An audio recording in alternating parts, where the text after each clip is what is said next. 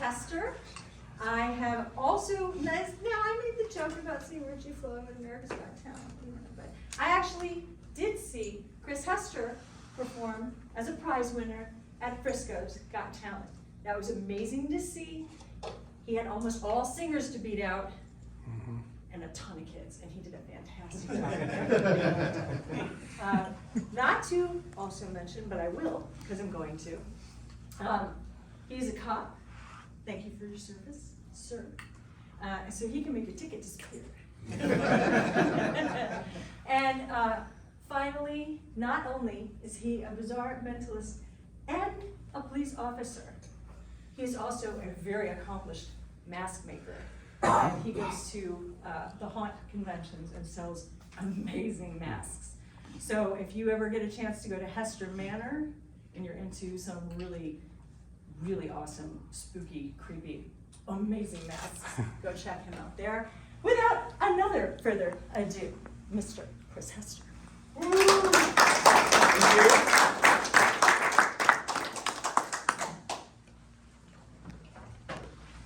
I'm not a rapper, by the way. So I'm Chris Hester. One of the things I love the most is Halloween, and I sat the other day and I wondered, where did that love come from? Because it's one of those things you just do and you know you love it, but you don't know why you love it. So I thought back, and it all boiled down to my grandfather, because when I was a kid, he would put the cassette player out with a little orange label cassette. I don't know what it was, but it had the spooky chains rattling and everything else. And that was about the extent that we decorated for Halloween. The other thing is, when I was about 9 years old, I saw Jeff McBride on TV. He performed his mask act called Transformations, where masks were changing, they were multiplying, but then there was this moment where he would pull silks out of his eyes. It looked like he was pulling, and the optic nerve is actually showing as he's pulling these silks out. And as a 9-year-old, and you're used to watching, I don't know, Thundercats or whatever it was in the 90s, you're like, what the hell is going on, right? So it was a very pivotal time in my life, very influential, and I ended up taking my love of magic and all things horror and kind of blending them all together. So I do haunted house construction, set design, prop design, mask making, and magic. One of the things I love in magic, and I know there's been talks of this throughout the weekend, and I've overheard some people chatting about it just today since I've been here, is about taking personal stories and working that into magic and making it meaningful. And I get asked a lot, what is magic? What is magic to you? And what is real magic? Kids will usually ask, is magic real? You know, and in their eyes, they're wanting to know, can you really bend the space-time continuum? Funny story about that. I performed the Linky Rings, which I have in here. I won't perform it tonight unless you absolutely want to see Linky Rings. But I did it at a show, and a kid said, he comes up to me afterwards, he goes, that was really cool how you made those atoms expand. And I'm like, huh? What are you talking about? He goes, yeah, the atoms in the ring expand, and then they go together and they reconnect. This kid really thought I was manipulating the space-time continuum, you know? And I'm like, yeah, that's exactly how it's done, kid. That's exactly right. It takes lots of practice, though. But what is real magic in our lives? Real magic is the feeling that you give people when you perform. It's the personal interactions. That, to me, is the real magic, so that's why I do what I do. So a lot of the things that I do are personal to me. So with that being said, there's a story that I'm going to tell you. And it's a true story.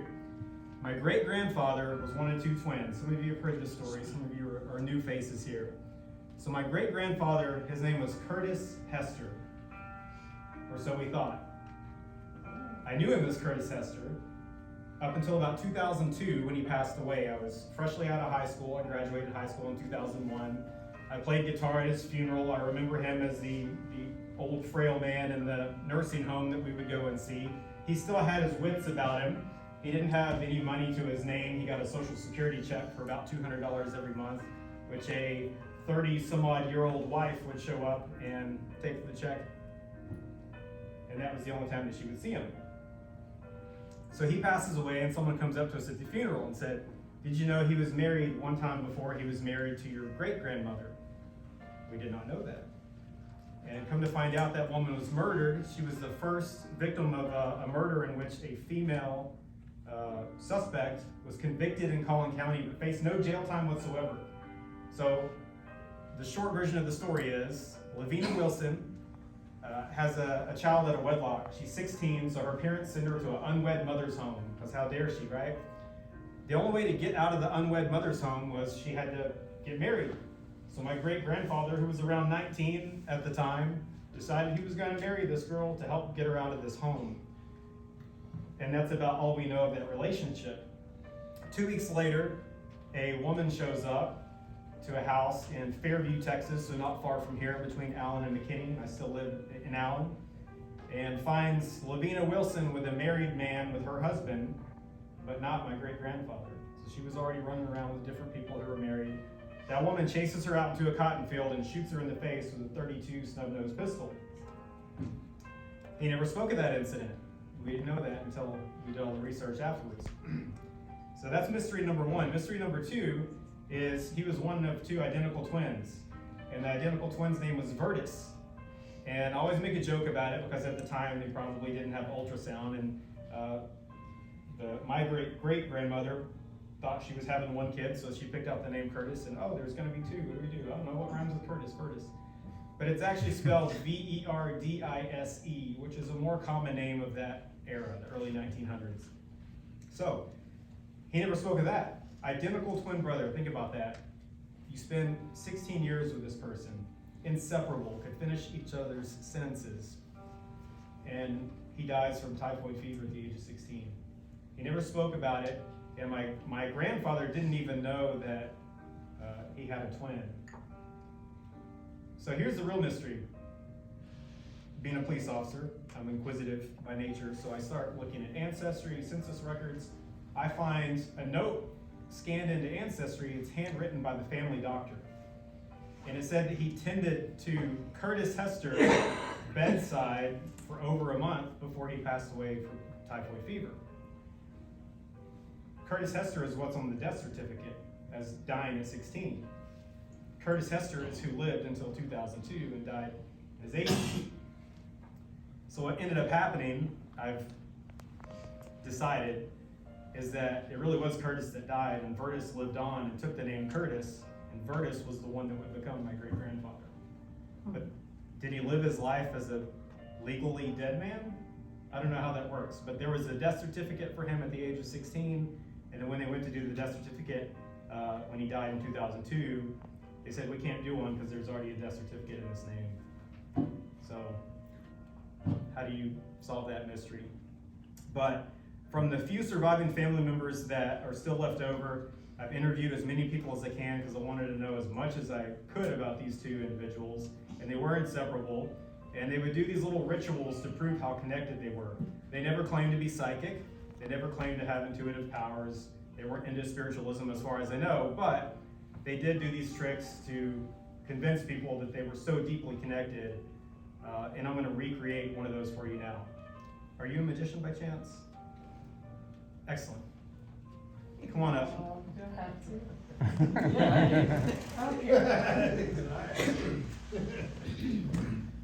Okay, so you're going to stand on this side. Tell everyone your name. Charlie. Charlie, okay. You're going to play the part of one of the twins, Curtis or Virtus. It's irrelevant to me, because whatever one you play, I'm going to be the other one. It doesn't matter. Okay. Have you ever lost someone that's close to you in your life? Yes. Okay, and we don't have to get personal. You don't have to mention who that person is, but I just want the empathy to be there to understand, because what this twin went through at the age of 16, I can only imagine. It's hard for me to even fathom what that would be like. But I'm going to see if I can get their presence to join us in this room using that energy of empathy and love, and you're going to play the part of one of the twins, and I'm going to play the other part. Now this is going to be done without speaking. They didn't want anyone to accuse them of using any kind of subterfuge. I just like using that word. Of trickery, of any kind of code. I'm in a room full of magicians. We all know about Confederacy codes and things like that, ways to transmit information without speaking.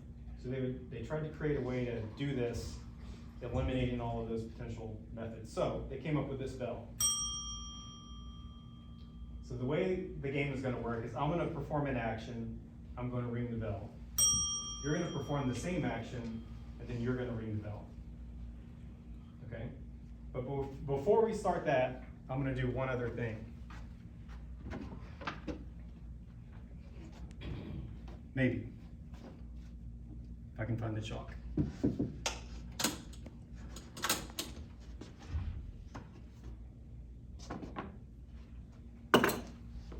So in their era, it was common to use chalkboards for various things. And in the spiritualism movement, they would end up using chalkboards for things like spirit communication, automatic writing. This is a chalkboard similar to what they would use when they would play their games. And I want someone from the audience that I've never met before, someone I don't know. We obviously haven't set anything up before. You, sir? Your name? Doug? Doug, okay. Doug, I want you to give me a 3-digit number. Okay? 6. But don't say it yet. And don't use 6 now that you said it. Because I'm going to make a prediction.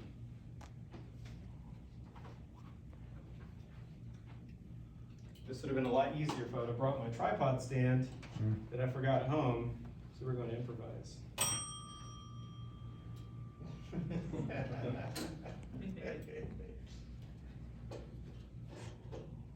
Okay.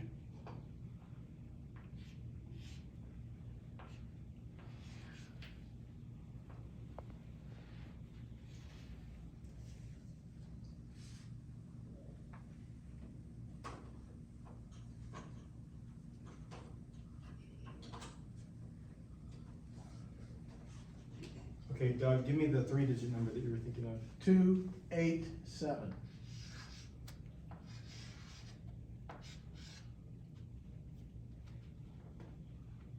Okay, I want someone else to give me a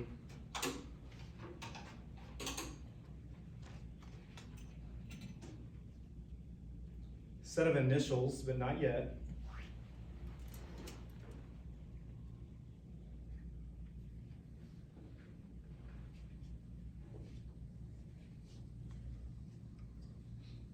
Can you think of someone close to you?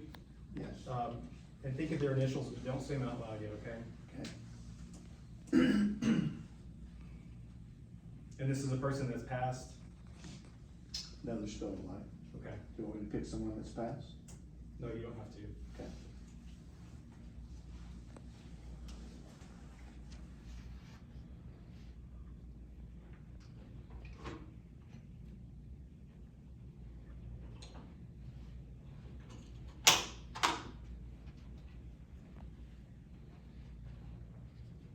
Okay, what are the initials that you're thinking of?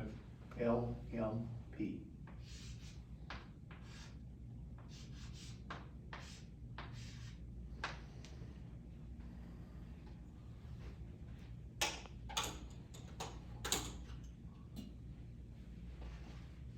I'm gonna make one more prediction, and before I do, the two twins happen to have a favorite card out of the playing deck because it represented something that was close to them.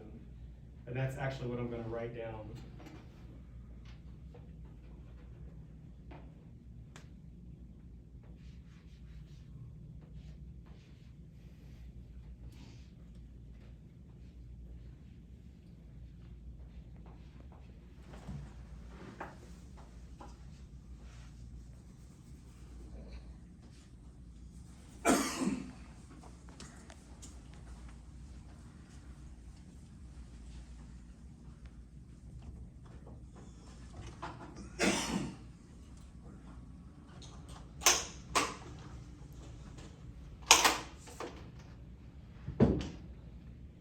Okay, are you ready to play our game?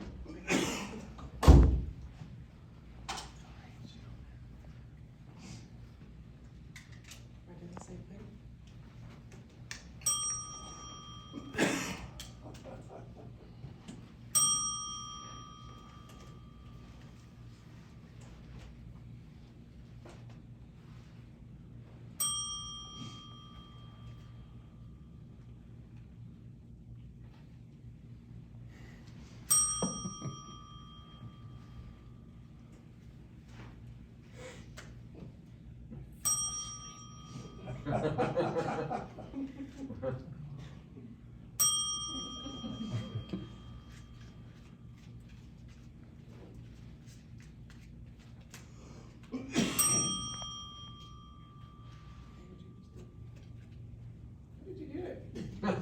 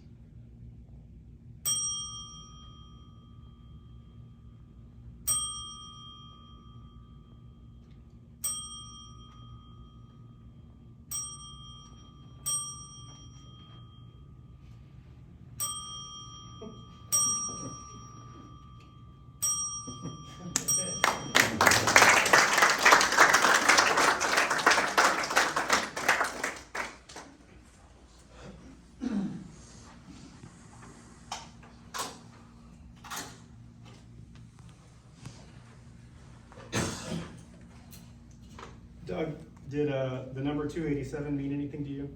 No, It was just a random, Just a completely random- random. totally right. Okay. Would you believe me if I told you that my grandfather passed away on the 2nd? And he was 87 years old? Wow. Cool.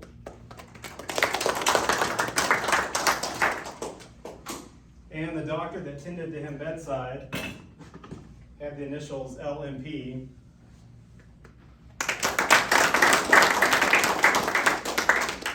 And the favorite card of the twins were the Jack of Hearts because it represented the love of two brothers.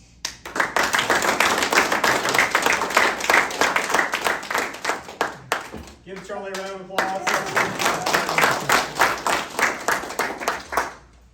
Someone mentioned Stephen King. Who hated Stephen King here?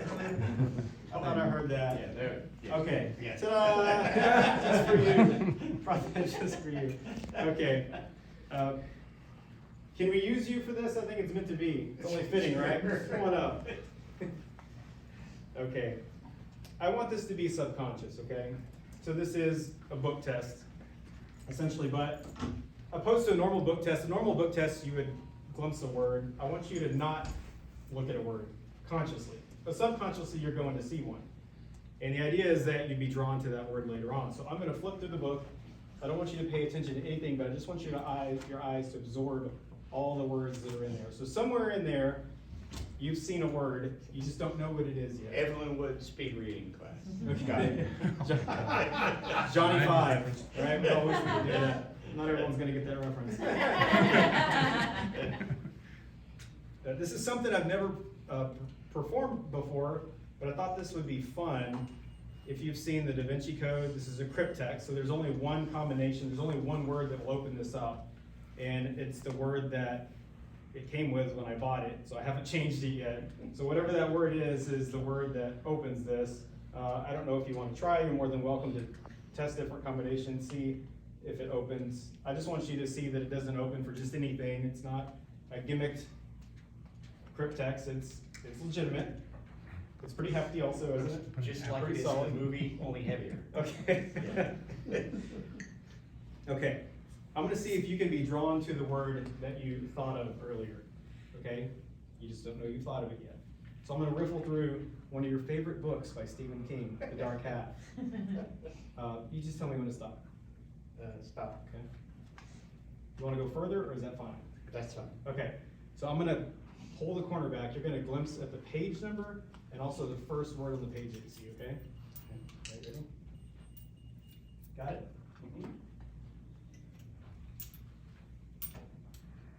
You're gonna hold the book with one hand.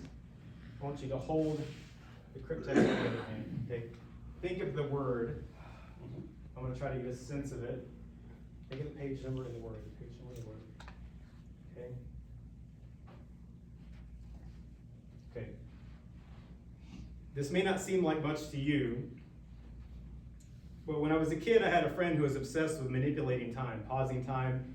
He had nefarious reasons. He was girl crazy. He wanted to be able to pause time so that he could feel a girl up or croak or whatever, then unpause time, and then no one would ever know, right? Totally creepy.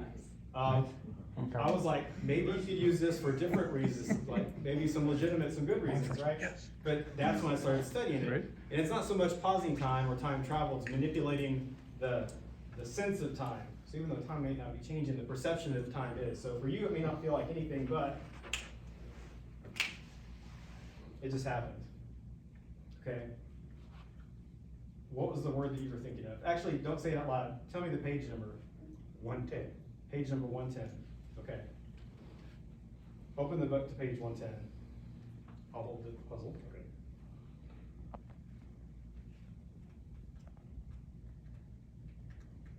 It's in there somewhere. Cool. And then tell me the first word on the page.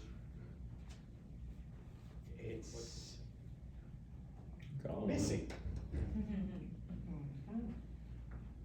That's because when time was slowed down, I removed the page from the book, reprogrammed the puzzle, and set the combination to the word that you glimpsed of earlier. What word are you thinking of? Murder. Murder.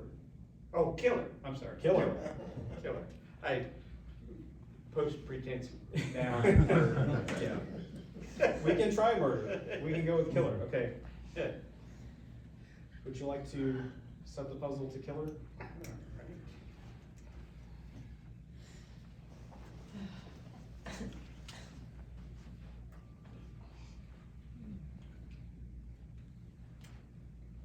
Should have some Jeopardy music going there. Of course, you're also assuming I can spell. I've been here a long That's time. the mentalist part.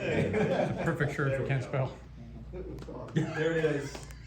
What's inside? There's one page. That's page 110.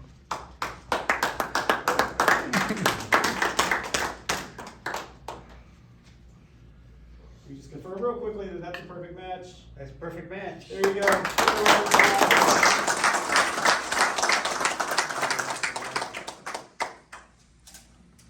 So thanks so much. I hope you enjoyed that little snippet. Appreciate it. Thank you.